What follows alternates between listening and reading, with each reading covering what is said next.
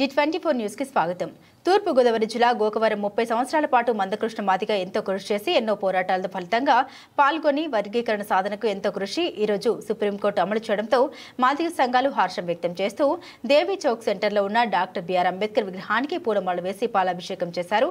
అనంతరం మందకృష్ణ మాదిగ చిత్రపటానికి పాలాభిషేకం చేసి మాదిగ సంఘాలు మందకృష్ణ మాదిగకు కృతజ్ఞత తెలుపుతున్నారు. ఈ కార్యక్రమంలో కూటమి నాయకులు మాజీ జెడ్పీటీసీ పాలు బోసుబాబు, మాజీ సొసైటీ చైర్మన్ గాజింగం సత్తిబాబు, ఎంఆర్పీఎస్ పెరవలి పండు, ఎంఆర్పీఎస్ నాయకులు సభ్యులు పాల్గొన్నారు.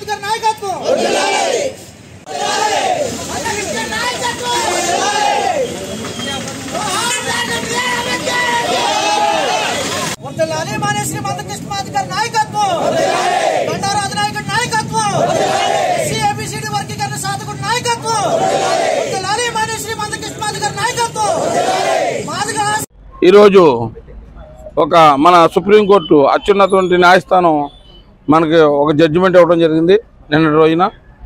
అలాగే దాంట్లో లబ్ధి పొందినటువంటి సోదరులు మాదిగ సోదరులు అందరూ ఇవాళ అంబేద్కర్ బాబాసాహెబ్ అంబేద్కర్ గారికి, అలాగే ఎన్టీఆర్ గారికి, మందకృష్ణ మాదిగ గారికి పాలాభిషేకం చేసి పెద్దలుగా మమ్మల్ని అందరినీ పిలవడం జరిగింది. ఇది చాలా సంతోషదాయకమైనటువంటి విషయం. ముఖ్యంగా అందరూ తెలుసుకోవాల్సింది ఒకటి ఉంది. ఇది ఒక మాదిగలకు ఒక మాలకు కాదు, 56 ఉపకులాలకు సంబంధించినటువంటి జడ్జిమెంట్ అని నచ్చింది.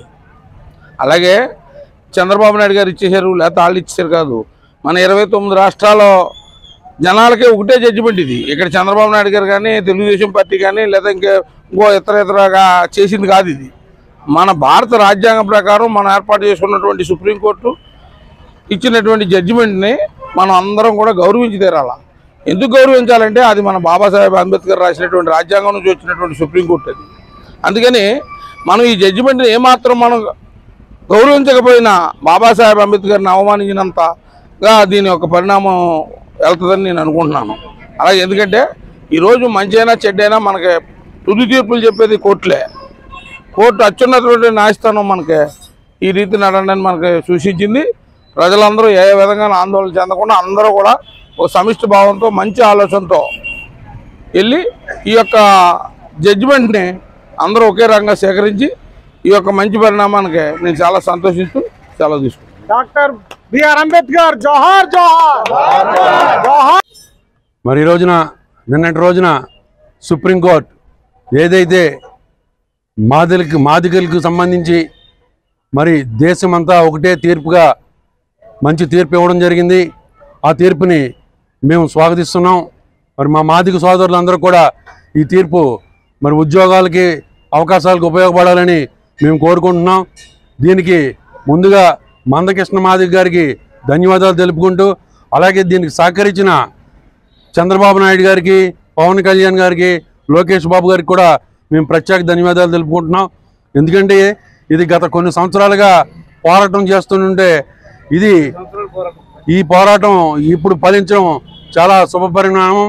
దీన్ని మాదిగ సోదరులందరూ కూడా సద్వినియోగం చేసుకొని మంచి ఫ్యూచర్లో ఉండాలని నేను మనస్ఫూర్తిగా కోరుకుంటూ మీ అందరి దగ్గర సెలవు తీసుకుంటున్నాను.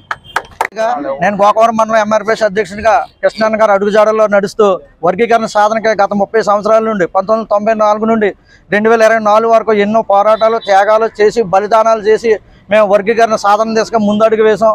మా అధినాయకుడైన మందకృష్ణ మాదిగ గారు ఎన్నో పోరాటాలకు త్యాగం చేసి మరి ముందుకెళ్ళి ఈ 30 సంవత్సరాల తర్వాత ఈ సుప్రీంకోర్టు ద్వారా ఎటువంటి రాజ్యాంగబద్ధమైన అవంతరాలు లేకుండా సుప్రీంకోర్టు ద్వారా అత్యున్నత న్యాయస్థానం ద్వారా ఈ వర్గీకరణ సాధించిన మందకృష్ణ మాదిగ గారికి మా హృదయపూర్వక ధన్యవాదాలు. ప్రతి దండోర నాయకుడికి కార్యకర్తకు కూడా ఎంఆర్పీఎస్ తరపు నుండి కృతజ్ఞతలు తెలుపుకుంటున్నాం. అలాగే మరి కేంద్రంలో గౌరవనీయులైన ప్రధానమంత్రి మోడీ గారు మాకెంతో వెన్నుదన్నుగా ఉండి మా బిల్లును ముందుకు తీసుకెళ్లి మా ఆశయ సాధన కృషిలో మాకు ఎంతో వంతు సాయం చేశారు.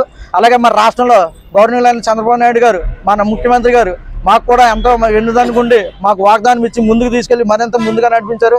అటు కేంద్రంలోని ఇటు రాష్ట్రంలోని మాకు వెన్నుదన్నుగున్న ప్రతి నాయకుడికి మేము ఎంఆర్పీఎస్ నాయకులందరూ రుణపడి ఉంటామని, ఎంఆర్పీఎస్ కోసం త్యాగాలు చేసిన ప్రతి ఒక్కరిని మేము జ్ఞాపకం చేసుకుంటామని, ఆ బలిదానాలను మేము స్మరించుకుంటూ జాతి అభివృద్ధికై ముందడుగు వేస్తూ నడిపిస్తున్న అధినాయకుడు మందకృష్ణ మాదిగ గారికి ప్రత్యేక ధన్యవాదాలు తెలియజేసుకుంటూ మందకృష్ణ మాదిగ గారి నాయకత్వం వర్ధిల్లాలని కోరుకుంటూ ముందడుగు వెళ్తున్నాం.